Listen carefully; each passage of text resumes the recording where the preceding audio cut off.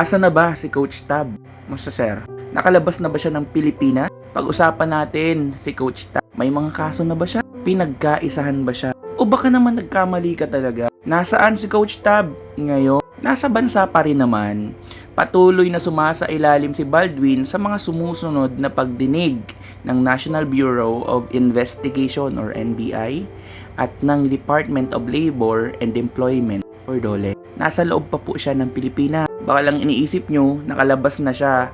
Hindi po siya pwedeng lumabas or makalabas. Dahil binabantayan po siya sa mga palipara, di ka makakataka. Noong June 17, 2026, nagpalabas na po ang Department of Justice or DOJ ng Immigration Lookout Bulletin Order or ILBO laban sa kanya at sa 4 pang opisyal ng kupunan. Hindi lang po siya ang binabantayan. Malaki po ang usapin ngayon sa pagkamatay ng 2 atleta. Mga mahirap kasi. Mahirap maibigay ang hustisya. Nilulusutan pa at pinag-aaralan. Pero Baldwin, wag kang makakasiguro na talagang maabsuelto ka. Wala kang ligtas dito. At wag mo kaming gagawing tanga. Nitong June 26, inanunsyo rin ng Department of the Interior and Local Government or DILG na magre-rekomenda sila ng whole departure order upang tuluyan siyang mapigilang makalayas ng bansa habang gumugulong po ang investigasyon. Kinakabahan ka ba? Kasi may mga lumalabas na balita na nakalabas na siya.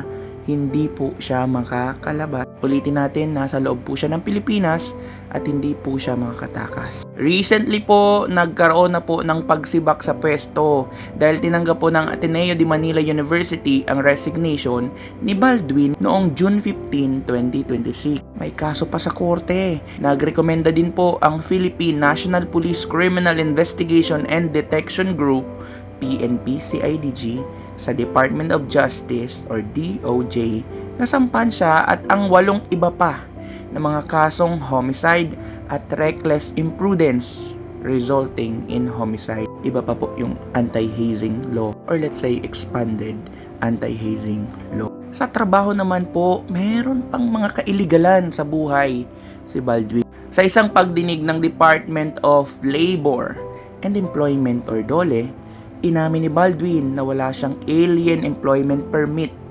simula pa noong 2013. Diyos ko. Nagpapatuloy ang mga pagdinig ng DOLE upang suriin ang kanyang employment status. Hindi ka pa rin naniniwala. Iniisip mo pa rin na baka talaga nakalabas na ng bansa si Baldwin. Bakit hindi siya pwedeng lumabas ng bansa? Kung magsisinutil-sutilan si Baldwin at talagang tumakas lumabas sa Pilipinas, may mga consequence po ito o kahihinatnan sakaling makalabas siya ng bansa. Bagamat ang ILBO or ang Immigration Lookout Bulletin Order ay nagsisilbi lamang na alert sa mga immigration officer upang masusing manmanan ang kanyang kilos at hindi otomatikong travel ban, ang pagtakas o paglabas niya habang may investigasyon ay magdadala ng mabigat na legal na implikasyon. Pagturing na flight risk at pag-issue ng warrant. Kung mapatunayan ng korte na nagtangka siyang tumakas, ituturing siya agad ng DOJ isang flight risk.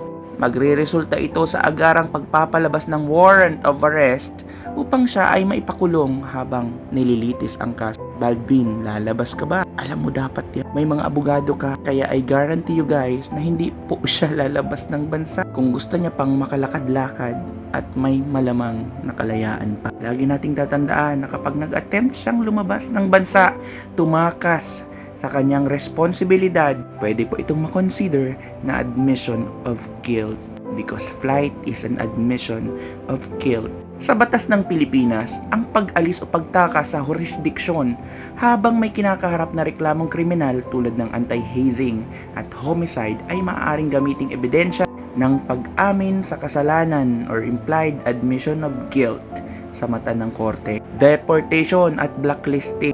Dahil po sa nadiskubre ng DOLE na nagtatrabaho siya ng walang alien employment permit or AEP simula pa noong 2013, maaari siyang dumaan sa deportation process ng Bureau of Immigration at permanenteng ma-blacklist at hindi na muling makatuntong sa Pilipinas. Galawang illegal pa, Baldwin. Grabe ka, pagkakagawa mo ng ganyan, nagkausa pa ng pagkawala ng dalawang atleta. Siyempre, papunta tayo sa exciting part. Assuming nakalabas si Baldwin, dito na po papasok ang International Interpol Red Notice. Dahil may rekomendasyon na ang PNP-CIDG na sampan siya ng kasong homicide. Kapag tuluyan nang naisampa ang kaso sa korte at wala siya sa bansa, Baldwin, maaaring humingi ng tulong ang Pilipinas sa Interpol upang magpalabas ng red notice para arestuhin siya sa ibang bansa. Wala ka pa rin babalik at babalik ka sa Pilipinas. Kaya habang nasa Pilipinas ka pala, mag-adhere ka sa batas. Ipaliwanag natin yung ILBO, yung sinasabing Immigration Lookout Bulletin Order, para at least hindi na ito lumala. Kung tatakas ka pa talaga, tatakas ka pa rin talaga, be. Ang Immigration Lookout Bulletin Order po kasi, or ILBO, na inisyo ng DOJ ay isang monitoring mechanism lamang. Ibig sabihin, hindi nito kayang pigilan si Baldwin kung nais niyang lumipad palabas ng bansa. Inaalerto lamang nito ang mga immigration officer na ipagbigay alam sa DOJ at sa mga otoridad ang kanyang pagkilos. You are being monitored. Paano ito itataas sa hold departure order? Ang hold departure order, guys, ay maaari lamang magmula at iutos ng korte or regional trial court. Upang mangyari ito, kailangang tapusin muna ng DOJ ang kanilang preliminary investigation sa mga reklamong isinampa ng PNP-CIDG. Kapag nakita ng DOJ na may matibay na basihan or probable cause at formal nang inihain ang kasong kriminal sa korte, doon pa lamang po formal na mag-a-apply ang prosecution o ang DILG para sa pag-issue ng HDO upang tuluyan siyang mapigilang makalayas sa bansang Pilipinas. There's more, nagdesisyon po ang PNP-CIDG na irekomenda ang paglabag sa expanded anti-hazing law dahil pumasok sa definisyon ng batas ang naganap na aktibidad. Ang lala mo, Baldwin, natutuusin lang. Ayon kay Interior Secretary John Vic Remulla, bagamat walang pisikal na pananakit sa nangyari, ang pagdadala sa mga atleta sa isang mapanganib na lugar na nagresulta sa kamatayan ay itinuturing na uri ng hazing. The training crossed over into hazing. Mabigat na parusa kung mapatunayan sa korte na nagkasala si Baldwin bilang isa sa mga nag-organisa o nag-aproba ng aktibidad. Ang parusa sa ilalim ng RA 11053 para sa hazing na nagresulta sa kamatayan ay reklusyon perpetua. To be specific, 20 hanggang 40 years na imprisonment o pagkakakulong. May multa pa po ito, guys. Hindi pa tayo tapos. May multa pa po itong aabot ng 3 million bawat isa. Since dalawa, 6 million. At may pananagutan ka rin sa paaralan. At ang paaralan may pananagutan din sa mga biktima. Lahat kayo may pananagutan kayo. Dagdag ko lang bago ko po ito tapusin. Isa sa nakakapikon mong ginawa, Baldwin, ang pag-iwan sa mga atleta. Iniwan ang mga biktima. Ayon sa ulat, hindi nakita ang presensya ni Baldwin nang dalhin ang mga labi ng mga biktima sa ospital at morgue. Head coach ka. Head coach. Patay na, pinabayaan mo pa. Sa halip na siya ang humarap at maghatid sa kanila para maipaliwanag agad ang nangyari sa mga magulang, tila nawala siya sa eksena.